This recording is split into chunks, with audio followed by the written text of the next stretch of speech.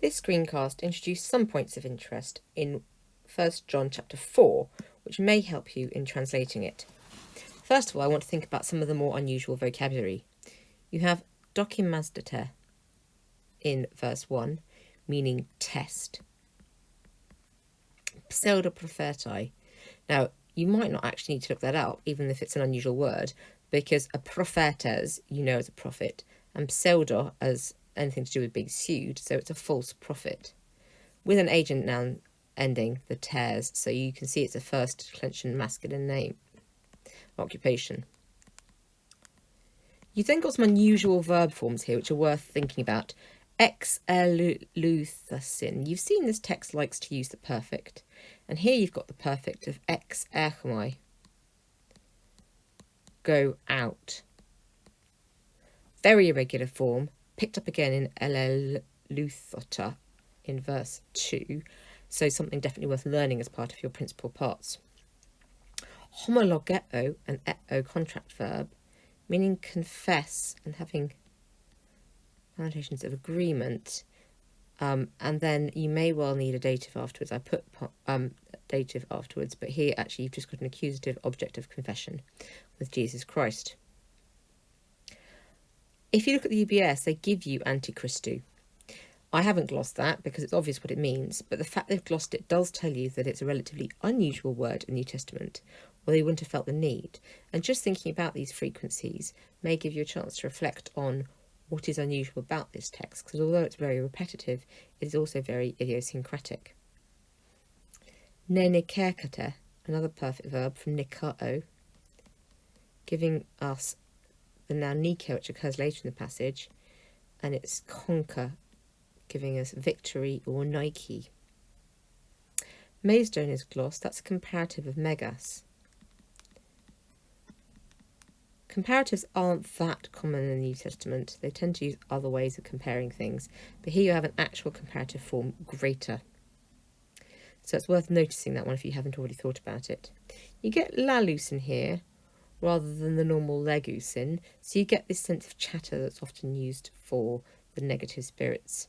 The less common word. Luckily, it's one Dobson has introduced you to. But the vocab in that first section isn't too bad. Finishing off with planaires. We've talked about planao, planetes, etc. It's about wandering. So a planaires is the error, i.e. the wandering off the mark, i.e. the mistake. That's taking that metaphor that you might know from the Latin roots and turning it into Greek. In the next couple of verses, gegenertai, you have seen that verb already, but it is unusual, so it's worth reminding you of. Still got the gen root in, about generation, but it's from the verb genao, I beget or bear. Then phanerotha, in case you don't remember that one because it's not too common, phaneroo is about making things clear, manifest. Clarifying things. Monogenaire, again, it's glossed by the UBS, and I put it in the workbook. You don't really need it because you can see the gen root, born, the mono, only, so you've got only born, but might well just be translated as soul. Apostalken looks very odd and goes along with apostalen in the next verse. Those are both parts of apostello. So a verb that you do recognise, but in a very unusual form here, apostalken in the perfect, apostalen in the aorist. It's another irregular one to add on to your irregular list.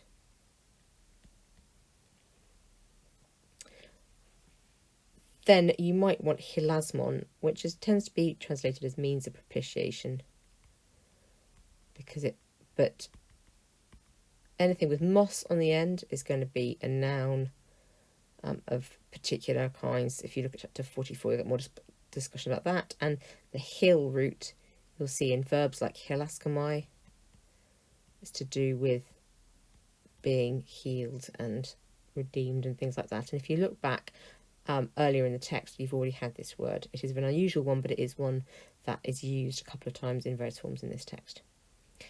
And the last couple of verses, you might not recognise porpoter, which is an alternative of upoter, or the perfect of theaomai. which gives us words like theatre, place where you go to watch. So it's very much kind of watch or spectate. And finally, teteleomene, teleoo. You've got lots of your contract verbs in this passage. Teleoo, perfect or finish. Now here you've got the perfect passive participle, finished. There is a perfectly good adjective for that, teleos. But of course, a participle is also an adjective, so you've got two different ways of doing the same thing, and you will see teleos later in the passage. So the vocab is a little bit weird, but it is stuff that is relatively repetitive and not as difficult as in some other passages. Thinking about the passage in other ways, you might want to notice the places in which hoti is used, because there are quite a few of them. I'm going to highlight them all in yellow, assuming I can find them all again from my notes. Hoti, hotheos. And it's worth just having a brief think about all the different ways that hoti can be used and what's going on here. Hoti autos. I think that's all of them. Right. So the first one, you've got heard that. So you've got heard that. So this is the sign of the Antichrist. Heard that he is coming. So you've got some kind of reported speech. Now that could work as direct or indirect, but it's reporting speech. Here you've got, because of the children, we've conquered him because he is greater. So this is because. It's giving you a causal link. In the next passage, you've got the one who doesn't love does not go God. That God is good because God is good. Again, you've got some kind of explanatory thing here rather than straightforward reported speech. Love is this, not that we love God. So here, same thing. It's a kind of an explanation. Same thing there. So hoti can be hostis because, or kind of that, or a speech trigger of indirect reported. And you see that balance going on in this passage quite neatly. You might also want to look at the structure of it. So agapertoi. And once more, in verse 11, agapertoi. If you're looking for rhetorical structure, it's quite clear in this passage. You might also want to look at some of the linking kind of things you've got. So I'm going to change colour for here, looking at some more rhetorical stuff. Actually, let's change the highlight colour. You might want to look at the way sentences are strung together. And by this, I mean things like the dia tutor in verse 5, or the ek tutu in verse 6, en tutor. They're all ways of linking back and explaining clauses. And one of the things you'll see in this text is the way that tutor is used to link clauses and ideas together. So dia tutor, because of this, this is the reason why. Ek tutor, from this is the reason why. En tutor, this is the reason why, from this reason. They're all ways of giving you explanatory links between phrases that help add to the rhetorical structure. You also got a range of uses of the subjunctive in this passage, which I want you to keep an eye on. You've got agapormen in verse 7, Joseph. You've then got zdersormen in verse 9, which is triggered by the hina, so you've got a purpose clause. And you've then got, in the last verses, ean agapormen, where the ean is now triggering an indefinite conditional.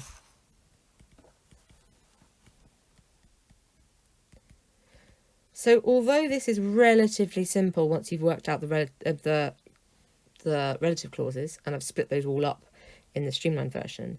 It is also quite carefully structured. Words like the agapertoi picked up also by the technia.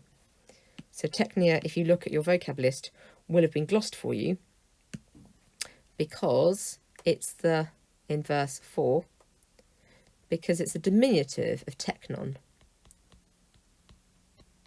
little child, and therefore it's a more unusual word. But it also picks up the agapertoi and continues your address in this passage, so that you get yet another apostrophe. The passage is punctuated by an apostrophe every couple of verses, tying it together. You've also got repeated ideas. If you think structurally about things that you might have been keeping an eye on, you've got pan pneuma homologe. That's the relative clause, which is how I've expanded all of the kind of things you see, like in verse 7, pas ho agapon. And then again, ho homer agapon. So here you've just got a participle phrase standing in place as the relative clause. Look back at the last chapter and you'll see that interplay between participle phrase and relative clause again and again and again. It's the same idea being balanced once more. You'll also see things like the rhetorical use of hutors here as a correlative. Beloved, if God loved us thus, i.e. so much. So this is the demonstrative correlative, the demonstrative adverb giving you thus in such a way, triggering the what we should do next, triggering some kind of result clause. So it goes to a result idea, but not having to be marked by anything as strong as a horse step, because it's not saying there has to be a result clause forced here. The result is a natural we ought to. God loved us so much, we ought to, as a result, without the result being overmarked, just being marked a little bit by having the hutors there as a demonstrative. So this passage is very rhetorical in its own way, whilst at the same time remaining relatively straightforward and streamlined. The vocab shouldn't be too bad. Most of them are going to be words that you can either guess or are words that are worth adding to your learn list, because they're things that are quite useful to have an idea about overall. I look forward to hearing what you have to say about this passage when we meet.